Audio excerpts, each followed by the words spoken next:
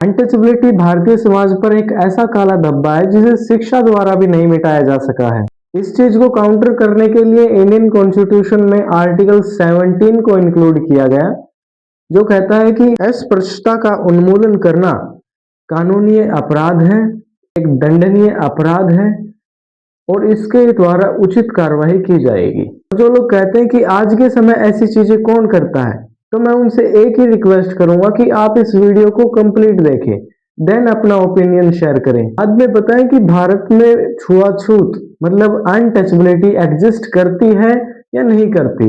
तो गिलास में कैसे पानी पी लिया हमारा? अरे आपने सब किया, हमने पिया। क्यों पी लिया? क्यों पी लिया? आप पूछ के दिए होते, हम नहीं पिए थे। जाओ चार जाओ यार, अंग्रेजी प्रधानाध्यापक होइए ना, कलेक्टर होइए ना। हम तो ये नहीं करें, हम कलेक्टर हो गए। नहीं तो जाओ, हटाओ यहाँ से, हट जाओ आप हमारी आँख के सामने से। जब हम बात करें मेरिट की, तो आपको नहीं लगता रिजर्वेशन से बेटर मेरिट होगा? अगर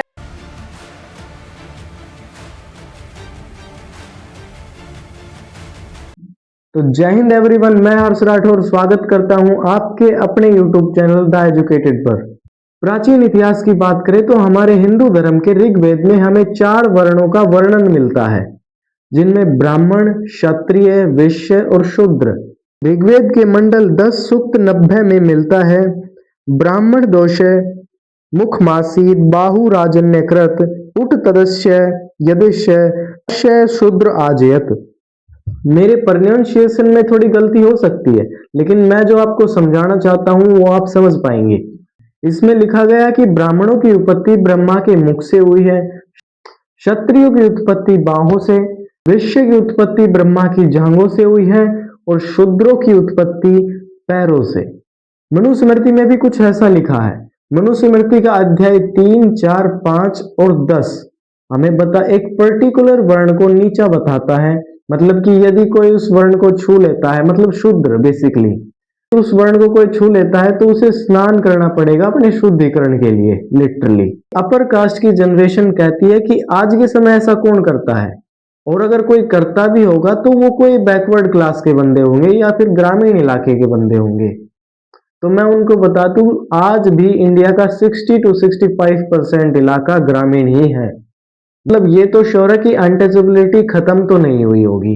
कानून के हिसाब से हम अनटचेबिलिटी को खत्म कर चुके हैं, मतलब बिल्कुल खत्म कर चुके हैं, लेकिन आज भी ये लोगों के व्यवहारों में दिखाई देती है। कुछ लोग मेरा विरोध करेंगे, लेकिन मेरा विरोध करने से पहले मैं उनको कुछ दिखाना चाहता हूँ। एमपी के गांव छतरपुर में एक बारात पर पत्थरबाजी की जाती है। क्यों? क्योंकि दूल्हा दलित था और घोड़ी पर बैठकर अपनी बारात निकाल रहा था। आप सोच सकते हैं जो लोग पत्थरबाजी कर रहे थे उनका माइंडसेट क्या होगा लोअर कास्ट के लिए, उन दलितों के लिए। इस वीडियो में साफ दिख रहा है जो पत्थरबाजी कर रहे हैं वो कोई बूढ़ा व्यक्ति नहीं, बल्कि हमारे यंगस्टर्स हैं। अभी नहीं है कि कोई पुराना बंदा है और उसे इक्वालिटी के बारे में पता नहीं है। सवार है पत्थरबाजी का भूत जो उतरने का नाम नहीं ले रहा। ये 3 तस्वीरें अपने आप में एक पूरी कहानी बयान कर दे रही है, और वो कहानी क्या है वो हम आपको बता देते हैं। ये तस्वीर आई है एमपी के छतरपुर के चौराई गांव से, जहां रितेश की बारात निकलने वाली थी। तभी गांव के कुछ लोगों ने विरोध शुरू किया। धीरे धीरे ये विरोध हंगामे में बदला और फिर शुरू हो गई पत्थरबाजी। हालात इतने बिगड़ गए कि पुलिस बुलानी पड़ी। हालांकि पुलिस के आने के बाद भी रितेश की बारात पर पत्थरबाजी नहीं रुकी और मजबूरन पुलिस को हंगामा कर रहे लोगों पर आंसू गैस के गोले छोड़ने पड़े। छतरपुर के चौराई गांव में इतना हंगामा सिर्फ इसलिए बरपा क्योंकि रितेश दलित समुदाय से आते हैं और गांव के एक दूसरे समुदाय को रितेश का घोड़ी चढ़ना नागवार था। ये केस कोई अकेला केस नहीं है, बल्कि राजस्थान के जोधपुर में तो पुलिस प्रोटेक्शन से दलितों की बारात निकाली जाती है।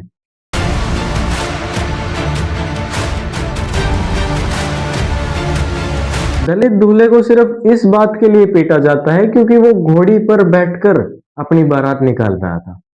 की असली वजह हम सभी को शर्मिंदा कर देने वाली है। हमलावर दूल्हे को इसलिए पीट रहे थे क्योंकि वह दलित समाज से आता है, वह घोड़ी पर बैठा हुआ है। हमलावरों में न जाने कौन सी ठसक भरी है कि कोई दलित दूल्हा घोड़ी पर नहीं बैठ सकता। न जाने कितनी ही बार ऐसी तस्वीरें आई हैं जब दूल्हे को घोड़ी पर से उतार दिया गया। न जाने कितनी ही बार भौंडा प्रदर्शन किया गया है। हमने भी आपको न जाने कितनी ही दफा ये खबरें सुनाई हैं, लेकिन हर बार खबरें नश्तर सी चुभी हैं, क्योंकि ऐसी ही खबरों से पूरा देश समाज बार बार शर्मसार होता है। डिस्क्रिमिनेशन दलितों के सिर्फ शादियों तक सीमित नहीं है, बल्कि ये उनके धर्म को, उनके भगवान को भी उनसे छीन लेता है। आप इस वीडियो को देखिए जिसमें 300 दलित पहली बार अपने भगवान को देखने जा रहे हैं मंदिर में, वो भी पुलिस प्रोटेक्शन से। यही समझ में नहीं आता, लोगों से उनका भगवान छीनकर हम अपने सभ्य समाज का निर्माण कर रहे हैं हमारी नजरों में। और ऐसा भी नहीं है कि ये दलित अपनी मर्जी से मंदिर में घुस गए, नहीं, इन्होंने पहले प्रोटेस्ट किया, फिर वहां के डीएम ने इनकी बात समझी और देन इन्हें पुलिस प्रोटेक्शन से मंदिर में जाने की अनुमति दी गई। अन्यथा आप इमेजिन कीजिए, अगर ये बिना किसी पुलिस प्रोटेक्शन से मंदिर में जाने की कोशिश करते तो इन्हें मार मार कर, पीट पीट कर इनको मौत के घाट उतार दिया जाता।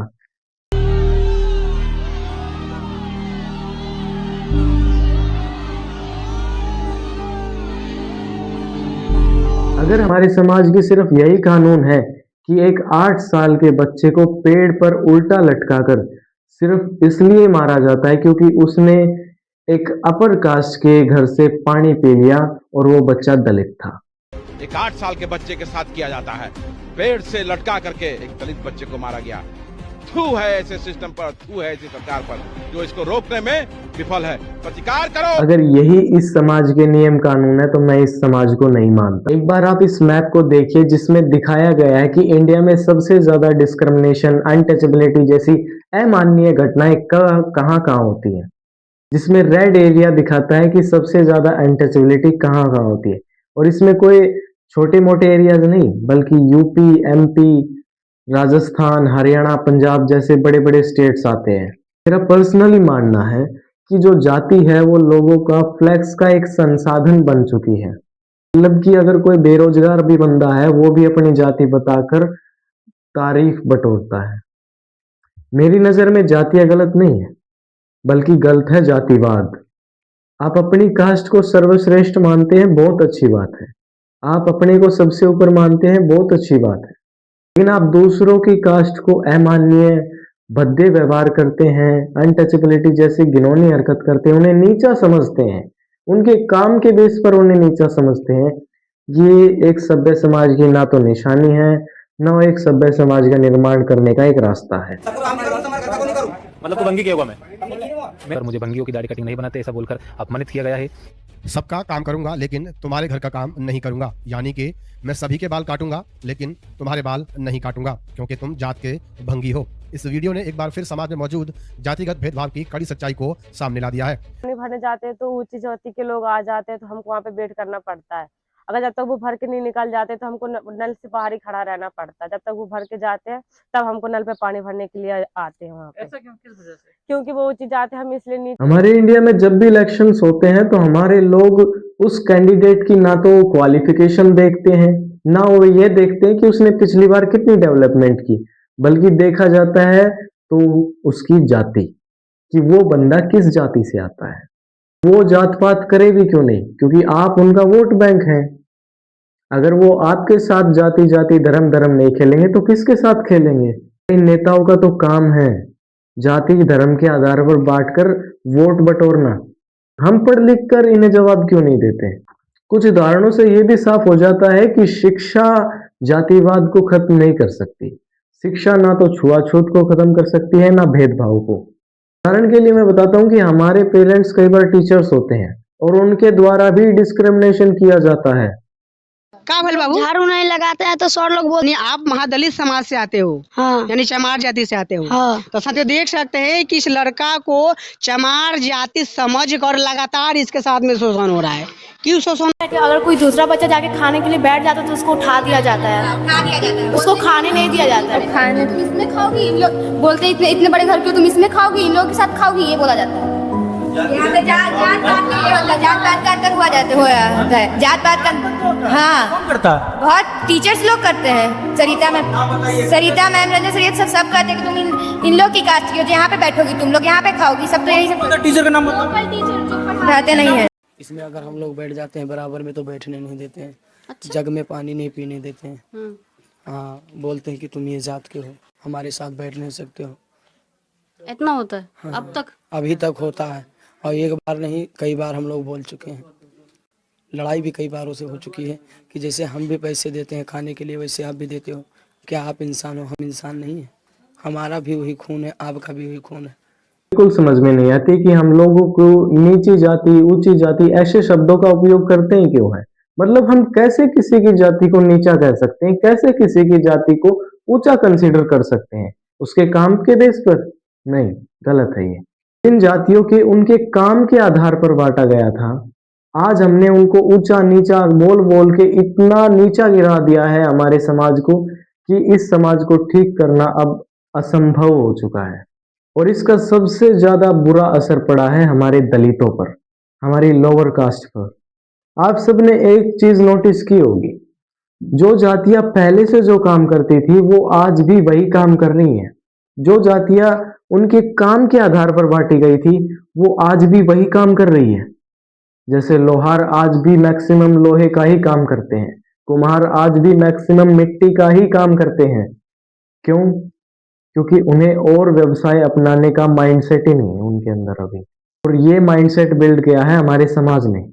उनके पास दूसरा व्यवसाय करने की आज भी हिम्मत नहीं है। उन्हें एक जगह सिमटा कर रख दिया गया है कि आपको यही काम जचता है तो यही काम कीजिए, अन्यथा नहीं। वो भी यही सोचते हैं कि हमारे लिए तो यही बेस्ट है, जिससे न कि उनका नुकसान बल्कि देश का नुकसान है इकोनॉमी में। जिस घर से ब्यूरोक्रेट्स, जिस घर से पॉलिटिशियन, जिस घर से बिजनेसमैन निकलने वाले थे, आज वो समाज की चपेट में आकर एक पर्टिकुलर काम में रह गए हैं बस, और कुछ नहीं। वे लोग ना तो आज अपने समाज के अंदर रेपुटेशन बना पाए, ना फाइनेंशियली स्ट्रांग हो पाए। किसके कारण? हमारी इस भद्दी सोसाइटी के कारण, इन बद्धे नियमों के कारण। आपने एक बात इमेजिन की है, अगर हमारी गवर्नमेंट SC/ST एक्ट और आर्टिकल 17 जैसे जो नियम कानून है इनको हटा देती है, तो क्या भेदभाव और कास्टिज्म अपने पीक पर जाएगा या कम होगा? ऑब्वियसली पीक पर ही जाएगा, क्योंकि लोगों में डर ही इनका है। लोग डरते हैं कि अगर हम कास्टिज्म करेंगे तो सजा हो जाएगी। अगर उनको सजा का ही डर नहीं होगा तो कास्टिज्म इतना बड़ा गुब्बारा है जो इनके हटने से इतना भयंकर फूटेगा कि वो पिछले वाले जो कास्टिज्म थे ना, भेदभाव, वो भी फीके पड़ जाएंगे। तो बिल्कुल सच है कि जितना कष्ट हमने दलित समुदायों को दिया है उतना तो शायद हिटलर ने यहूदियों को नहीं दिया होगा, क्योंकि यहूदी तो एक पर्टिकुलर टाइम तक ही तंग हुए थे हिटलर से, और हमने तो दलितों को अनंत काल तक सताया है। मतलब कि दलित हजारों सालों से जातियों के बीच पिसता है। कभी पानी ना पीने देना, कभी खेतों में बैलों की जगह उपयोग करना दलितों का, इन्हें कुत्तों से भी ज्यादा भद्दर व्यवहार करना। क्यों? क्योंकि एक पुस्तक में लिखा है कि इनका जन्म ब्रह्मा के पैरों से हुआ है और इनका कार्य है अन्य समाज की सेवा करना। क्या एक पुस्तक के आधार पर हम किसी की जाति को इतना भद्दा बुरा बोल सकते हैं, इतना भद्दा व्यवहार कर सकते हैं? मैं ठुकराता हूं ऐसी पुस्तक को, नहीं मानते हम मनुस्मृति को। अरे भाई, वो 3000 साल पहले का समाज था, क्या पता कैसी टर्म एंड कंडीशन रही हो वहां पर। और आज का समाज डिफरेंट है। लोग चांद पर चले गए और आज हम जाति धर्म के इस कीड़े को छुटा ही नहीं पाए आज तक। हमने हमारा देश तो आजाद करा लिया, लेकिन आज भी दलित आजाद नहीं हुए हैं। किससे? छुआछूत से, भेदभाव से, जातिवाद से। वे आज भी पिस रहे हैं इनके बीच। हमें से बहुत से लोग रिजर्वेशन की बात करते हैं और कहते हैं कि जो बंदा रिजर्वेशन के थ्रू नौकरी लगता है उसे अपने आगे रिजर्व लगा लेना चाहिए। जो भी लोग रिजर्वेशन से जहां भी पहुंचते हैं, आप अपने नेम प्लेट के नीचे लिखिए रिजर्व्ड, कोटा से हम आए, और उसकी अलग से एक पहचान हो कि ये बंदा रिजर्वेशन के थ्रू चुन के आया है। इस समाज ने जो पास्ट में SC/ST पर, OBC पर जो कष्ट ढाए हैं ना, जो दुख दिए हैं, जो डिस्क्रिमिनेशन किया है उनके साथ, ये उसका फल है। उसके बदले उनको ये राइट्स मिले हैं। रियलिटी मैं बताऊं, आज जातिवाद खत्म नहीं हुआ है, बल्कि SC/ST एक्ट, आर्टिकल 17 जैसे कानूनों से दबाया गया है, मतलब कि कम किया गया है। आप कैसे सोच सकते हैं कि एक अपर कास्ट के बच्चे के पास और एक लोअर कास्ट के बच्चे के पास सेम रिसोर्सेज होंगे? नहीं, ऐसा नहीं है। चलो, अगर तुम कहते हो कि रिजर्वेशन के कारण वो बंदे चुनकर आते हैं जो कम पढ़े लिखे होते हैं, तो चलो मैं बताता हूं क्या रेशो है। गवर्नमेंट जॉब में आज भी अपर कास्ट डोमिनेटेड है, मतलब 57% जो रेट है वो अपर कास्ट का है गवर्नमेंट जॉब्स में। और हम ग्रुप ए जॉब्स की बात करें जैसे आईएएस, आईपीएस, आईएफएस ऑफिसर्स, तो उसमें 75% अपर कास्ट के बंदे हैं। मतलब कि अगर 4 आईएएस ऑफिसर हैं तो उनमें से 3 अपर कास्ट के हैं। और क्या चाहिए? चलो मान लेते हैं कि रिजर्वेशन से नौकरी लेने वाला बंदा जल्दी नौकरी लग जाता है, लेकिन इसका मतलब ये नहीं है कि वो कम पढ़ता है। मैं खुद एसएससी एस्पिरेंट हूँ और मैं जानता हूँ एक जर्नल वाला और एक एससी एसटी वाला भी सेम पढ़ते हैं, तब जाकर दोनों का सिलेक्शन होता है। बस फर्क यही होता है कि जर्नल वाला जर्नल वालों से कंपटीशन कर रहा है और एक एससी एसटी का कैंडिडेट एससी एसटी वालों से कंपटीशन कर रहा है। हमारी अपर कास्ट की जनरेशन एक तथ्य और देती है कि हम भी तो गरीब हैं, हमें क्यों अमीर माना जा रहा है। तो चलो इस फैक्ट को भी कंसीडर करते हैं। कास्ट जिसे हम नॉर्मली जर्नल कैटेगरी में रखते हैं उसमें से लगभग 12 से 15% लोग गरीबी रेखा के नीचे हैं। मतलब कि अगर 7 बंदे हैं तो उनमें से एक गरीब है। और एसटी में ये आंकड़ा 44.4% चला जाता है, एससी में ये आंकड़ा 30% और ओबीसी में 25%। तो अब आप मुझे बताइए कि कौन गरीब है और कौन अमीर है, कौन फाइनेंशियली स्ट्रांग है और कौन कमजोर। मैं इंडिया के जो जनरल कैटेगरी के यंगस्टर्स हैं मैं उनको कहना चाहूंगा कि आप भेदभाव छोड़ दीजिए, दलित रिजर्वेशन छोड़ देंगे।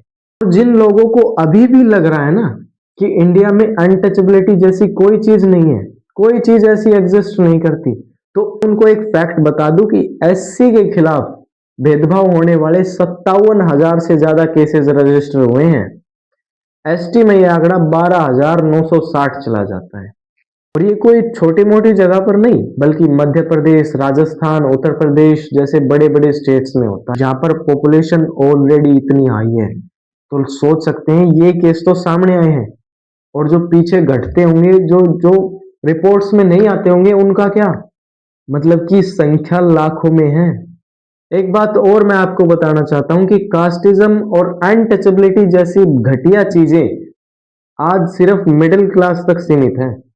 कौन सा मिलीनियर या बिलियनियर डॉक्टर भीमराव अंबेडकर की मूर्तियां तोड़ने जाता है, और कौन सा मिलीनियर या बिलियनियर जातिवादी विरोधी रैलियों में जाता है? नहीं, मे बी नॉट। और अगर जाते भी हैं तो सिर्फ वोट मांगने, हमारे नेता लोग, क्योंकि आप उनका वोट बैंक हैं। आपसे भी एक सवाल है कि आप उनसे एजुकेशन, अनएम्प्लॉयमेंट, डेवलपमेंट के नाम पर कुछ नहीं पूछते, सिर्फ जाति के आधार पर वोट दी जाती है।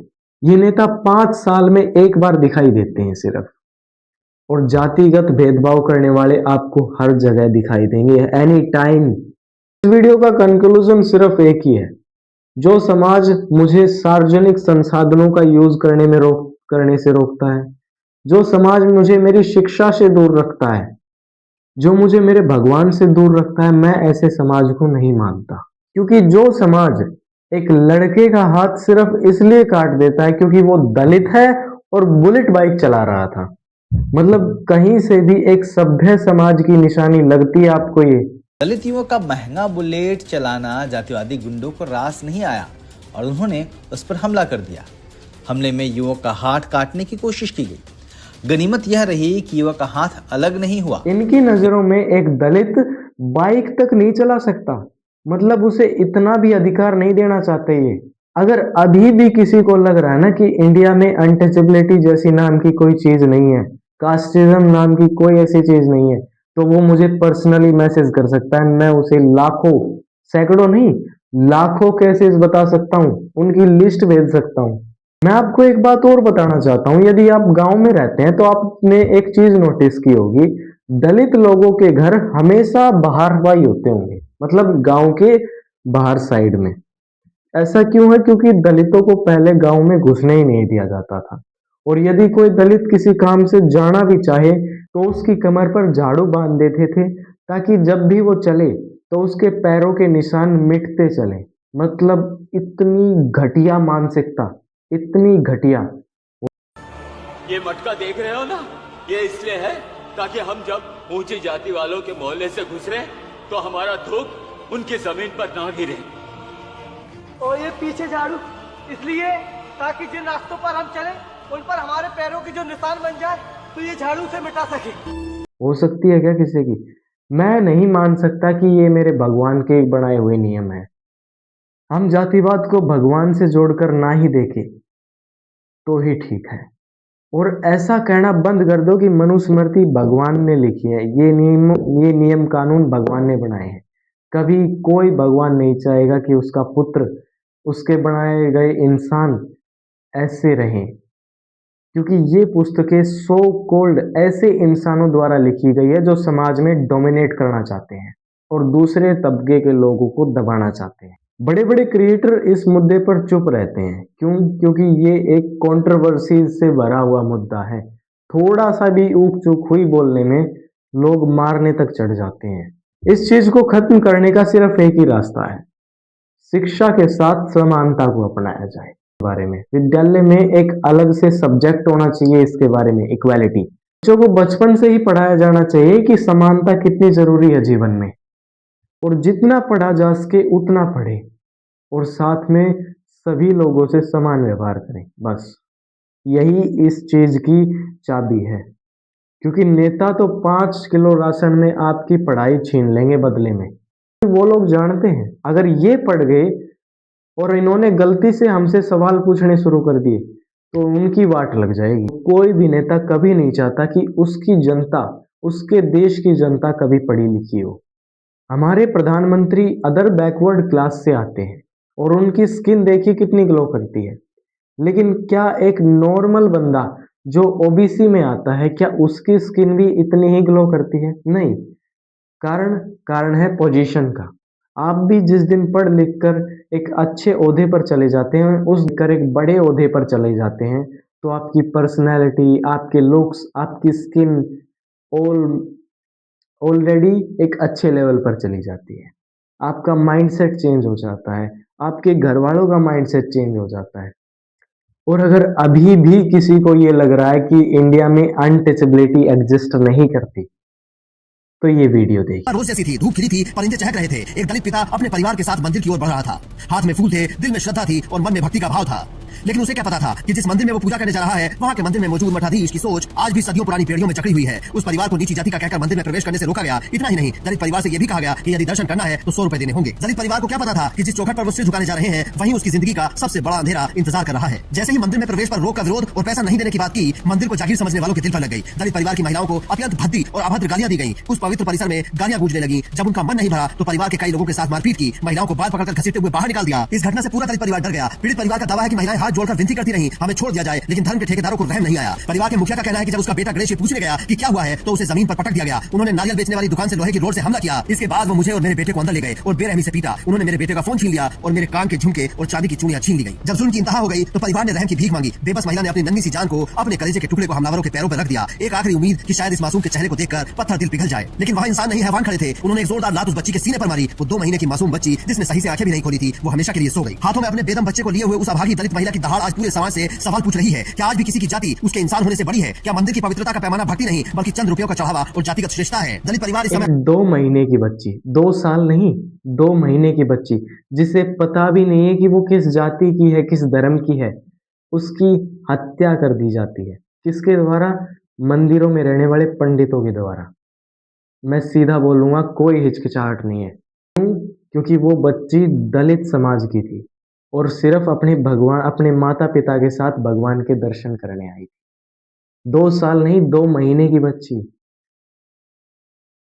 लास्ट में बस एक ही बात कहना चाहूंगा कि दलितों से थोड़ा अच्छा व्यवहार करें, क्योंकि इन लोगों ने बहुत सहा है अभी भी और पीछे से सहते हुए आए हैं।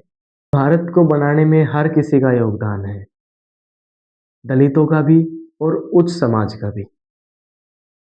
तो क्यों ना सबको समान अधिकार दे, सबको सम्मान दे, किसी को नीची जाति, किसी को ऊंची जाति कंसीडर ना करें। That's all. जय हिंद।